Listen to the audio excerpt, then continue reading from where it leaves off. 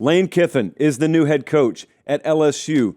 Let's not beat around the bush. It's one of the biggest days in the history of this program. This is a program that anyone this side of Brian Kelly this millennium has won a national championship as the head coach of. Lane Kiffin may very well be the next. This could have gone really sideways. I think we all understand that. Okay, if we just hit the rewind button, about a month. Brian Kelly's out, and the governor's saying one thing. And then we've got an athletic director, and is he going to be permanent? Is he going to be the interim? And there's a whole lot of other competition out there. Florida's job is open. Who knows what the NFL may offer? And Lane Kiffin, by a mile, is the number one candidate in the marketplace. Can LSU get its act together? Well, you know what? LSU got its act together. So to that, I have to hat tip them. And they got the job done, and they landed their slam dunk number one candidate. So the Marty Smith hostage situation sort of masquerading as the LSU coaching search has come to an end. Glad to see our guy, Marty Smith, there, our correspondent on the battlefields in Oxford, Mississippi, finally get some much-needed R&R. And one day, you know, we're talking about documentaries about Lane Kiffin. Maybe one day Marty Smith does his own documentary about the past 72 to 96 hours of his life that felt like 4 years. It's really hard for me to be consistent emotionally. It has been hard for me to be consistent emotionally throughout this whole thing. I wrote down some words I have felt. Maybe you can compile your own list throughout the duration of LSU pursuing Lane Kiffin. I felt entertained. I found myself in disbelief. I felt a lot of intrigue. I felt disgust. I felt fatigue. Now we feel finality. There's excitement. There's sadness. I felt all these things. So if you've been out there and you've just been watching this and you felt one emotion throughout this whole thing, are you even alive? Are you a real person? I also am keenly aware that college football is exploding in popularity. So every year, really every month, every week, every day of every year, there's someone new to our sport. And many someones happen to walk in the door of college football in the past month. Or maybe just in the past year, like this fall's been your first real indoctrination into college football, and you look around and say, you can't be serious. This is what this is like, and my answer is, no, most of the time it's not quite like this. But it is amazing, isn't it? Yeah. You guys are waiting for Landman Season 2, and look, I'm hooked on it too, but you have to wait for these series to re-up, and are we even going to get Euphoria season whatever? I don't know. There are rumors of feuding on the set, but I know what I did get. I got Lane Kiffin to LSU, and it was not without casualties, figuratively speaking, because I have talked with many of our friends at Ole Miss. I've seen the footage from the airport. I watched some dude yell an F-bomb towards Chris Kiffin's kid, Cookie, which is unacceptable, by the way, and that kid's like barely old enough to talk, so I don't really know where he's at in this whole thing. I guess he's heading to LSU with everybody else. I know there's a lot of very raw, bitter feelings there at Ole Miss. There's no universal truth here. I don't know what else you want me to tell you. Like everyone, when this has been going on, they've been wanting you to pick sides. The Ole Miss folks have wanted you to empathize with them. And the LSU folks have wanted you to say, oh man, we got to do whatever it takes to land our coach. He can act any way he wants to. That's just part of the fun. It's like, obviously, if the roles were reversed, everyone in Baton Rouge would be saying the things people in Oxford are saying. And that doesn't absolve you, because everyone in Oxford would be saying what my friends down in Baton Rouge are saying right now. And the innocent bystanders, you can just apply all of that to yourselves if you're ever in the market for a coach or your coach ever leaves you, because one of the most overused adages in sports is fan is short for fanatic. I don't think I've ever said it on the show. It's so old. The first time I heard it 20 years ago, I thought, man, that's edgy. That is brilliant. And then everyone started saying it. However, it is true. So there's a lot of fanaticism here. Any fan base in any of these spots would have felt the same way. Everyone has their take on what really happened. I know that. I know everyone has an opinion. So not only is it enough, or is it not enough rather, to know the truth, and that is very soft, very much written in shades of gray, depending on who you are here, but everyone has their opinion on whether this was all orchestrated. When did Lane know he was going to go to LSU? Did he just lead Ole Miss on this whole time? Was he really conflicted? Was he just lying to your face? You don't know. You think you know. You don't know. I'll share my perspective without betraying confidence. I talked to Lane a fair amount during this whole ordeal. I never once asked him where he was going. Never did that because I kind of have fun finding out with the rest of you.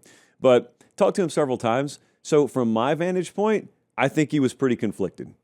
That's why I kept coming on the show and we would do periodic updates about Lane Kiffin and the LSU coaching search and the Florida coaching search. And everyone wanted these definitive statements and everyone wanted a prediction. And as late as last week, like Brett McMurphy hit us up for a feature he was doing for on3.com about just the general prediction of people in the college football media space.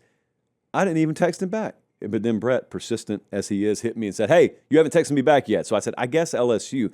I didn't know. Best guess was LSU.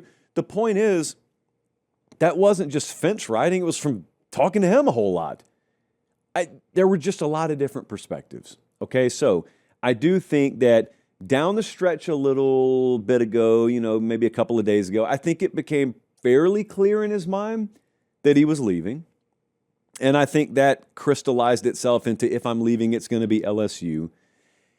And then I think the final few days was not so much am I leaving or not. And this is my personal perspective on this. The final few days was am I going to be able to stick around here and coach? And there were a lot of different takes on that too. And I thought yesterday on College Game Day, there were some opinions shared that sounded, pretty universal on that set. And that is, you got to let him coach at Ole Miss. Now, I thought it was laughable. I've always thought the notion of him being able to stick around at Ole Miss and coach as long as he wants to, even though he's taken a job with a rival, was laughable. I told him this. Had an argument about it. And our opinions just differ on that. But I looked at it from the vantage point of Keith Carter. The one thing that you can't accuse Lane of being is really, really dishonest. I know that comes as a shock to a lot of people, but he was pretty forthright in what he had been doing the entire time. Whether it be his family going and checking out property down in Gainesville or Baton Rouge the next day and what he was considering and where his mind was. He was pretty communicative with the administration there, as far as I know, the entire time. I think he thought that built up a lot of goodwill so that when it came time for him to make a decision, if he hit the exit door, that goodwill and that equity could be cashed in the form of, I get to stick around and coach this team in the playoff as long as our season goes. And I just never thought that was going to happen. I expressed that. So it didn't happen. And anyone who thought that was going to happen, really genuinely thought that was going to happen, I just ask, why? Why did you ever think that was going to happen? Put yourself not in the shoes of Lane Kiffin or a fan. Put yourself in the shoes of Keith Carter, the athletic director there. Why? I could never come up with an answer. I could come up with a lot of answers as to why it wouldn't happen if I were him, why I wouldn't allow it to happen. I think, there was another path where Lane could have said, I'm just not giving you a decision by your deadline. Quick 5-second timeout. Check and make sure you're subscribed to the channel. It keeps it free. We love you. All right, back to the show. The big questions now that this is in our rearview mirror is not where does Ole Miss go? They snapped their fingers and said, Pete Golding, you're our new head coach. Penn State's been wandering in the woods behind our studio for the better part of 2 months trying to find a coach. Ole Miss executed a coaching search in about 4 hours today. It turns out the replacement was in the building the whole time. So, that's that on the front of Ole Miss. Congrats, guys, and good luck to Pete Golding, and we'll have plenty of time to talk about that. But as for Lane at LSU, staff. It's all I ever care about. When coaches are hired, it's all I ever care about. You could do the Tom Fornelli obligatory. I just ripped this from Fornelli. I assume he gets a licensing fee every time I say it. Great hire. No clue whether it'll work out. Now, I have a strong suspicion it's going to work out. And I don't know what his defensive staff is going to look like there. We're live right now, so even as we speak to each other, he's in the building down there meeting with, among other people, American hero Blake Baker, better known to the rest of you as the defensive coordinator at LSU. That guy's one of the best in the business. I also think he may have head coaching offers because a lot of really good G5 level programs are opening up. So who knows? How does this settle in time is the other thing I wonder. And this is impossible to answer right now. Certainly, if I asked anyone in Oxford, Mississippi, he's public enemy number one. He'll never be welcome in this city again. And I'd feel the same way if I were you. It may always be that way. I don't know. My suspicion is there's a lot of this that Lane Kiffin regrets in terms of how it went down. Make no mistake. Make no mistake. He enjoyed a lot of this. You know him. You don't ever have to have spoken to Lane Kiffin a single day in your life or shared a room with him to know, yeah, that guy kind of leaned into some of this. Of course he did. Of course, I would expect nothing less from him. I think there are other parts where, of course, you only get to go around the merry-go-round once, that he looks back on and says, yeah, I really wish I would have handled this different, that different. There's no fakeness about what they were able to accomplish there over the past 6 years, especially this past year. So you want to remember that fondly. You want to be remembered fondly. You can't walk around talking about valuing the legacy you leave behind, only to blowtorch it on the way out and not regret a little bit of that. Now, whether you think that's all on you or whether you think that's 20% on you, 80% on them, whatever, okay? In time, the math gets kind of fuzzy on that. The details and people's memories of the details get kind of fuzzy. How do you remember Ole Miss 20 years from now? How does Ole Miss remember you 20 years from now? I don't know. I do know that LSU plays in Oxford, Mississippi next season. That's what I do know.